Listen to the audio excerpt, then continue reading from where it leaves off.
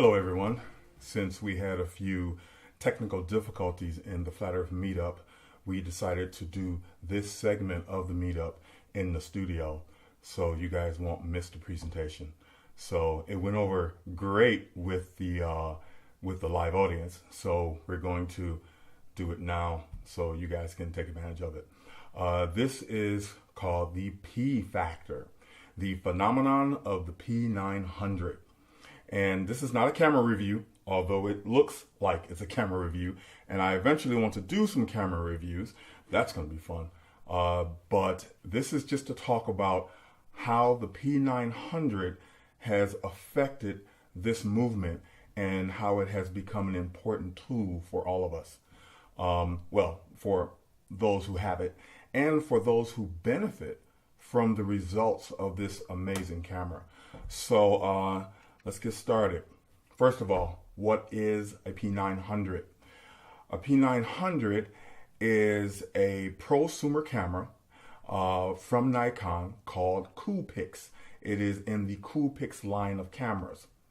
And the Coolpix line of cameras have 156 models in the Coolpix camera line, which is huge. It started out in 1997 and all the way up until now, 2018.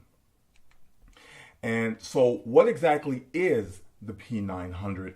In other words, what type of camera is it? Well, let's look at it. A P900 is a bridge camera, okay? So what's the difference in a bridge camera and any other camera? A bridge camera is a middle camera between your traditional point and shoot, all right, that you put in your pocket, and it shoots completely automatic and is made for specifically convenience, all right? So you have here the point and shoot and the DSLR. So the P900 is a bridge between the point and shoot and the DSLR. The advantages of a bridge camera are it gives you all the advantages of a point and shoot, the convenience, the automatic modes, which we'll talk about. It gives you somewhat of a zoom lens. Some point and shoot zoom lenses are longer than others, but the bridge camera will give you those conveniences and in a small package, although the P900 is not small, but still a bridge camera is smaller than this big beast, okay? This is my professional camera I shoot with. I love it. I love big cameras. But the P900 gives you the flexibility of this camera, the DSLR, meaning this camera, you can actually take off the lens, okay? So, and put on more lenses. That's one of the major advantages of this baby. Plus, it can shoot really fast. And it has a lot of advantages to it that's good for professionals and serious amateurs who want to control their photography. So that's what this beauty is meant for. Well, the bridge camera actually has that flexibility, those advantages, but with an important difference.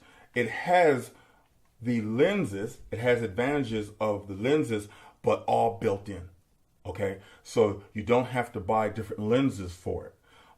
So a bridge camera is literally that, a bridge between the point and shoot and the DSLR. All right, so let's move on. All right, so what makes the P900 special? Exclusivity. That's the first thing. That's the first thing that hit me about this camera, okay? It has a 2000 millimeter lens only found on the P900, okay? So this camera has a 2000 millimeter lens. Now, let's get a baseline there. What exactly does that mean? So you have a 50 millimeter lens. A 50 millimeter lens is considered a standard lens. All right, it sees what your eye sees, the proportions that your eye view.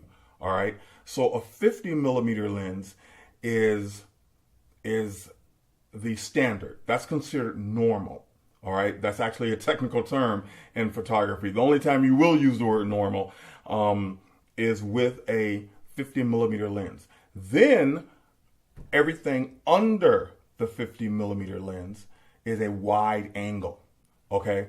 So you have 50 millimeter, 35 millimeter, 28 millimeter, and every increment in between that, all the way down to 6.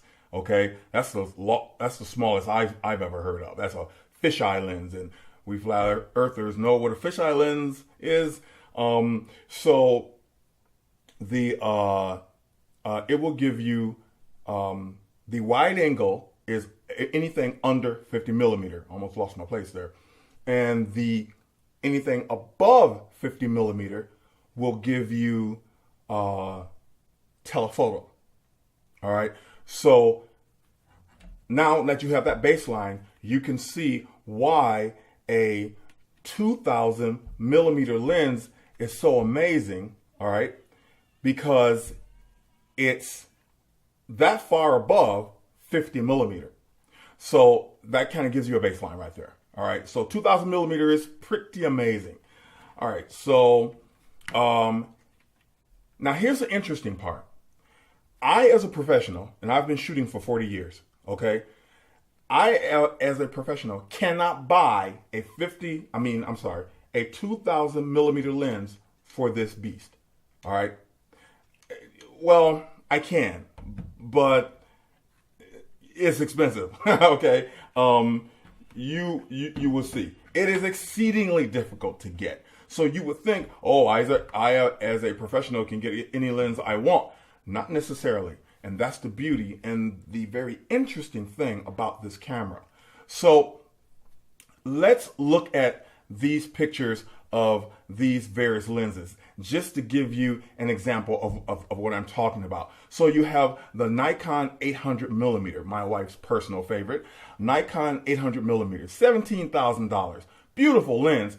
And it's a fixed focal length, meaning it is not a zoom. You cannot zoom in and out. Like with this camera, okay, you can zoom in and out. This camera is at 18 to 135. So you can zoom in and out and see pretty far away in very wide angle. Because remember, 50 millimeter, 18 millimeter, that's a pretty wide angle. Then you get the Sigma 200 millimeter to 200 millimeter to 500 millimeter. All right, that is a $26,000 lens, and if you can see, that guy is about to get a muscle strain holding that thing. All right, so now we go on to the Canon 1200 millimeter lens. You see how big that baby is. All right, so you see the focal lengths getting higher. All right, the Sigma was a zoom lens. It's a beast of a lens, 26 grand. I can't get that number out of my head. 26 grand, all right? So the Canon lens is $180,000. Am I reading that right? Yeah, $180,000, okay? So then you get the Canon 500 millimeter. That's a lot smaller, much smaller focal length, or should I say shorter focal length than the 1200 millimeter. And that's a savings of $11,000. Okay, so so that's a cheap lens. Then you get this one. Okay, that is a 2000 millimeter lens. Now, unfortunately, this photograph doesn't show you the scale. This lens is about that wide. All right. And okay, so it's that wide and about that long, and it has its own separate bracket. If you notice the case, it comes with that case, by the way. It is a beast. You cannot handhold it like this brave gentleman with the Sigma lens. You cannot handhold it, and that is $32,000. That is the only way I can get a 2000 millimeter lens for this camera. Okay, that's the only way I can get it. That lens is very rare, by the way, needless to say. Now, here's the other amazing part of the P900. Its availability. It's a 2000 millimeter lens, and you can get it from any of these stores.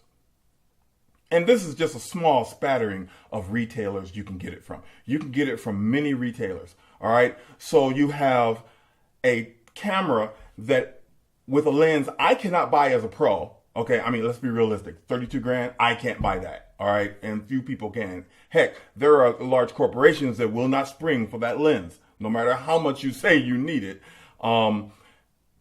But you can get this 2000 millimeter lens on this camera, from all these stores, okay?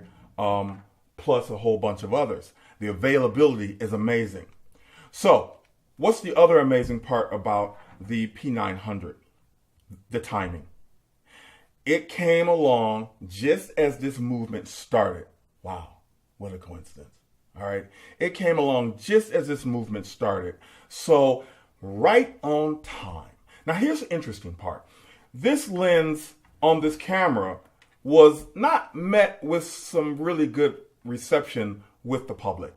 Okay, so what they ended up saying was at the very beginning when this lens first came on the market, wow, 2000 millimeter lens, wow, that's great. What am I going to use it for? Okay, most people didn't know what to use a 2000 millimeter lens. Now there are other bridge cameras with very long lenses, 800 millimeter, 1250 millimeter. I mean, if you look, Panasonic makes one, Sony makes one. There are several bridge cameras, and they all look about the same, just like this with a nice grip on it and everything. They all look the same. None of them are as big as this one, though. They're all significantly smaller, and their lens is significantly shorter. But the difference is this thing is a 2000 millimeter lens, plus with some excellent controls on the camera. The flexibility of the camera, bar none, it really beats out most of the other cameras. I know I sound like a salesman, but it really is true. So at the beginning, when this first came out, it didn't get very good reception. And then all of a sudden, boom, the sales start going through the roof. Why? Because in 2015, this movement became, Flat Earth became a movement. It was going through its resurgence. It did not start in 2015. I am not saying that, everyone. All right. It just, the resurgence of it started in 2015. This has been going on since the 1800s. Okay. A very vigorous fight in the 1800s over this topic. All right. The heliocentrists and the geocentric flat earthers were in a heavy debate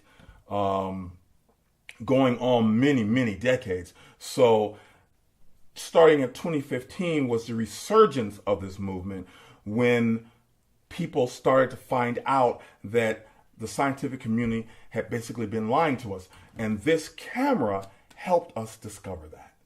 All right. That's why I'm talking about it in this way. This became a tool so that we can see our world better than we ever have before, and we did not have to take someone's word for it. Okay, so why is the 2000 millimeter lens so amazing? And the reason for that is just what I said. Now we can truly see our world. All right, whereas before we had to depend on others, and we just had to take their word for it because they were wearing white coats and they had many degrees and tenure in giant universities and papers and grants and stuff like that. So we just took their word for it. Now we don't. Okay? That's the beautiful thing about this camera. The amazing part about it is this camera even exists. Okay? That's the amazing part about it. That this camera actually exists. So, talk about that in a few minutes. So, all right, let's move on. So now we see here with this, okay, we can shoot stuff like this. Now this is just something I shot in my front yard. It's a little shaky. I did it by hand, all right, because this is my first time using the camera. But look at the waves going through that star, all right? Look at the waves going through that, okay? It looks like it's underwater. Yet when NASA shoots this, and when the other, when people shoot it with traditional telescopes, why is it that stars don't they've never looked like that before. Okay? That's because this lens is actually more powerful than many telescopes you can buy out there. In order to get a telescope comparable to this lens, you're going to have to spend a good deal of money. This camera is $600. $600. All right? Most of us can afford this. Okay? So we have seen things through this camera that others have not been able to record. So this camera gives us the freedom to not just accept what people say, but verify. Now we can actually verify what we see. All right. So then you get the traditional, all right, you get the traditional scene that's well known to us flat earthers, and that is shooting bolts on the horizon, which we have proven with this camera over and over and over and ad nauseum, over and over again, that the ships going over the horizon have nothing to do with curvature. Nothing to do with curvature. It's all perspective. And we can prove that with this camera all day long. Now, of course, you can do that with other cameras, like the other bridge cameras that have the shorter lenses. Heck, you can prove that with a set of nice binoculars. Come to think of it, you can prove that with your cell phone. All right. But this camera makes it a whole lot easier. No questions asked. That video has happened over and over again. I shot that in Lake Erie. Okay. Ninth Pier, Lake Erie. So again, don't accept, verify. This camera gives us the ability to do that. So now we have the P1000. So this big baby has been upgraded severely. All right. So what's different? Okay. The P1000 has a 3,000 millimeter lens. Now we can see even more. All right. The P1000 has a hot shoe. For some reason, a lot of people ignore that. The P900, try not to drop these. The P900 did not have a hot shoe, which as a professional, that was a bit of a downer, but I got it anyway because the camera was just so amazing. I just had to deal with it. But now it has a hot shoe. Why is that a strong advantage? When you're shooting video, you can put a video light on it, okay? You can put a video light on it. Or you can put another sound system on it. The P1000 actually has a really good mic on it. A stereo mic is really good, and it's a telescopic stereo mic. So you can actually set how far you want it to record, close up or far away, which is cool. But if you choose to use another mic, you can actually use one with the P1000. Whereas with this camera, you couldn't do that. The P1000 also has a tougher construction. It's heavier duty, okay? So it can take a bit more of a beating. I mean, just the thought of beating that camera, handling it in a rough way is disturbing. But it can handle it, all right? Even better. It shoots raw. Okay, now let me just show you what raw is. This is an original photograph, okay? So this is a raw photograph, or should I say a photograph shot in the format of raw without any editing, all right? Now this is the same photograph with editing. So raw gives you ability to bring out more colors. You get a sharper image, a bigger image. It's just an all-around better format. But you have to edit, okay? You have to be able to edit. So it would kind of force you to edit your photographs because you can't just shoot a raw and send it someplace online. You have to edit it and then transform, or should I say export it into a JPEG or Photoshop or something like that. But raw is better. Pros use raw. So all you guys out there using the P1000, learn how to use raw. Now, it will shoot JPEG. The P900 only shot JPEG, okay? Which, you learn to deal with, okay? But the P1000 shoots raw and JPEG. So, but learn to shoot raw. We'll go over that in later lessons, all right, to tell you the benefits of that. Much better EVF, meaning electronic viewfinder right here. It's larger, and it actually sticks further out on the camera so your nose isn't smashed up against the LCD, and it has a higher resolution. Okay, so it's just a much better electronic viewfinder. It has a larger LCD. So see here, it has a larger LCD. All right, so this is the P900's LCD, and it has it's 3 inches. All right, but the P1000 has 3.2. Now that doesn't sound like a lot, but it's actually pretty significant when you look at it. It's just much more real estate to look at, and that's just always better. It shoots 4K video. Now the P900 shoots beautiful HD, but the P1000 shoots 4K, which is 4 times bigger than traditional HD, which is 1920 by 1080. All right. I can't say anything about that. That's just awesome. I've seen some of the results, and it's just beautiful. Okay, so 4K, awesome improvement. All right, so now we have also, it comes with a hood. All right, this sounds pretty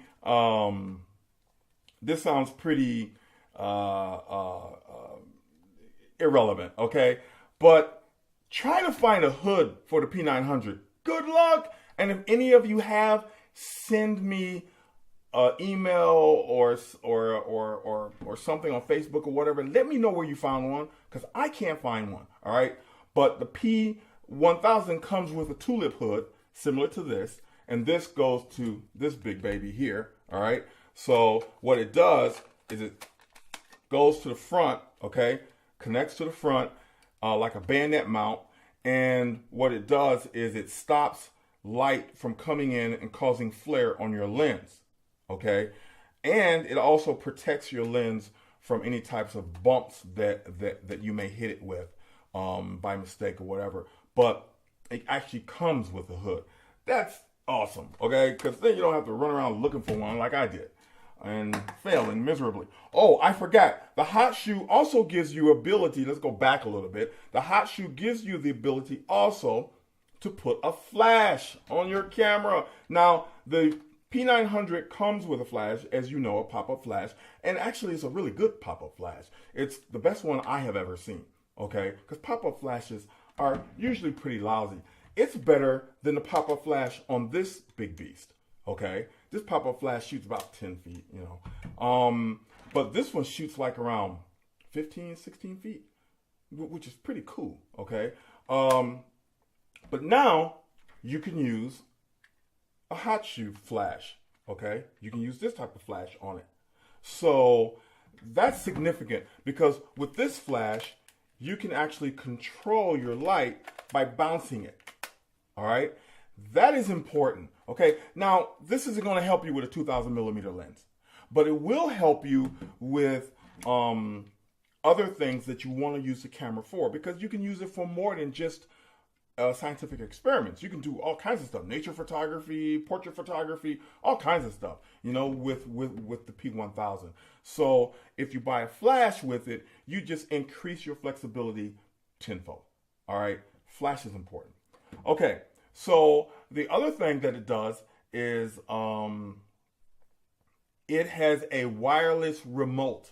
Okay, now it doesn't come with the wireless remote, but you can get it for like $50. I've actually seen it for $44. Okay, it's a pretty reasonable price, but that remote increases your flexibility big time, because when you're using a telephoto lens, any type of shake, I mean extreme telephoto that this thing has, and especially the P1000, if you have any type of shake, just using the shutter release, okay, it's going to show up. And that's irritating, all right? Like you saw my shaky star over there, all right? This remote will enable you to use your zoom, go through the menus, shoot stills, shoot video. It does all kinds of cool stuff. You see all the buttons on that thing, all right? It's only $44, $50, all right? You can get a remote for this one, but it has one button, and it only shoots stills. It does not shoot video. and that's really irritating. Okay, so as you can see, a lot of major improvements here on the P1000. One of my favorite upgrades is the focusing ring. If you notice, the P900 does not have one. You have to actually use the rear dial, the command dial for the focusing ring, and that's a bit awkward. You get used to it, but it's a bit awkward. And for us flat earthers, shooting stars, you have to use manual focus, and that is crucial. Now the P1000 has a large manual focusing ring right on the front where it belongs, and that's from the old days. Remember the old days? See this old baby here, this old Canon? All lenses back then had a focusing ring, and so that you could focus. Well, this is the focusing ring actually, and actually no, this is the focusing ring. This is the focusing ring, and you had to focus by hand, and it was very convenient. Once autofocus came along, the focusing ring started to slowly disappear. But now the P1000 has a focusing ring right in the front, and it's a big, fat, gnarly ring similar to this one, so you can easily focus on those stars. Autofocus on stars is a pain. So the focusing ring now on the P1000 is just wonderful. Now it'll be a lot easier to shoot stars. Let's look at the automatic modes. Okay, the automatic modes, the automatic picture modes are really interesting. Here's a bunch of dials from a whole bunch of different cameras, and automatic modes are not uncommon. The P1000, the P900 has it. Okay, it has some automatic modes here. And so I just looked at the history of automatic modes. All right, so you got a party mode, which is different. I've never heard of that. You have the kids and pets mode. That's also different. Sunset, beach and snow, underwater, backlight, a night foliage, landscape, portrait. Those are all common. Foliage, though, that's different for me. I've never seen that one. Fireworks. I think I have seen that one. Night scene, sports, panoramic stitch. Those are just examples of the common and some uncommon picture modes. All right, and there's been many others. This is a pretty good example of what has been out there in the history of cameras, period. All right, here's the interesting part. The P1000 has a moon mode. I have never heard of a moon mode. Now, I'm a gadget guy. If you've noticed, I'm a gadget guy, all right? I love gadgets, okay? But I've never heard of a moon mode. Never, okay? P900 doesn't have it. It has all the traditional modes. Let's see here. It has landscape, it has night portrait, it has a night scene so you can shoot at night. And then it has a scene mode where it actually chooses what automatic mode that the camera thinks is best for your scene. But it doesn't have a moon mode. In all the years of my shooting, I've never heard of a moon mode. Okay, the closest I've heard is like an astronomy mode where you can shoot stars and the movement of the stars. The P900 will actually do that. Okay, but I've never heard of a moon mode. I have a friend of mine that was a master salesman of Coolpix cameras and a whole bunch of other cameras. As a matter of fact, his biggest client was NASA. He sold NASA cameras like this, only far more expensive than this one. Okay, he sold them big Nikon cameras that they destroyed routinely. It's very interesting. So he kept selling them boxes of these. Okay, but he would also sell Coolpix cameras to consumers, and he would actually teach them to use the cameras. And I called him and asked him, in all his career, has he ever heard of a moon mode? He said, nope, never heard of it. I've never sold a camera with a moon mode.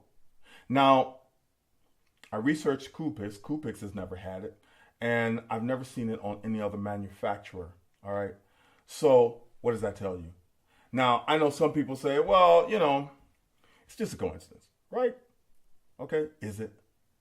At this point, after 3 years of going through this movement, learning all these things, learning that Genesis is actually real, learning that space doesn't exist, learning all these amazing things, at this point in my life, I'm past just ignoring things. I'm past just saying, wow, that's just a coincidence, okay? I've never heard of a moon mode until now. This camera didn't start selling until this movement started. Come on, let's do a little math here. What does that tell you? Okay, that tells you that they put that moon mode in P1000 because of us, because of this. Okay, the flat Earth movement. That's why. So, what does that tell you? We're making a difference out there. Nikon is a huge company. I'm sorry, I don't have any statistics on me, but well, wait, okay, there, okay. Nikon has made that much money. All right, so they are a huge company. All right, so because of us weirdos, all right, because of this weird little movement, we have caused this giant conglomerate to put in a moon mode so that they can sell their camera better, so they can sell more of their cameras to us. They discovered a market. Like any other good business, you discover a market, you pursue that market. You try to ingratiate yourself on that market, okay? And what they did was they put a moon mode, all right? So we made an effect. We actually are making a difference. If any of you think that this movement isn't making a difference and it's fizzling out, I think not. If Nikon is actually rebuilding one of their best-selling cameras because of us. Okay? So, what's my conclusion? First of all, look at the difference between the two. You have the P1000 on the top here, and you have the P900. Look at them. They're huge. I mean, it's a huge difference in size. Like I said, I love big cameras. So those of you that want a little teeny camera, not going to happen here. Not with a 2,000 millimeter lens. So what's my conclusion? My conclusion is the relationship of the biblical truth, the realization of the biblical truth of our world has been a massive gift of knowledge for those who are willing to hear it. This camera has made that gift of knowledge easier to listen to, easier to grasp, easier to understand. This camera has come along for such a time as this. All right? This camera is a gift. This camera is a gift to all of those who are willing to understand, for all of those who are willing to embrace this truth for what it is, for what it obviously is, and not ignore it because they have they're caught up in the preconditioning. All right, this camera has given us the ability to not just accept but verify. Don't accept, verify. Okay, that's what this camera has done. So am I saying buy the P900? I mean the P1000? Oh, definitely. All right, because it's a major upgrade to this camera. One more thing too. The one thing that I don't like about this camera is the processor. It's a tiny little processor. All right, if you notice here, you can see the different sizes of processor, and you see where the P900 falls. Okay, but because it can shoot RAW, they have taken that processor and used it to its max.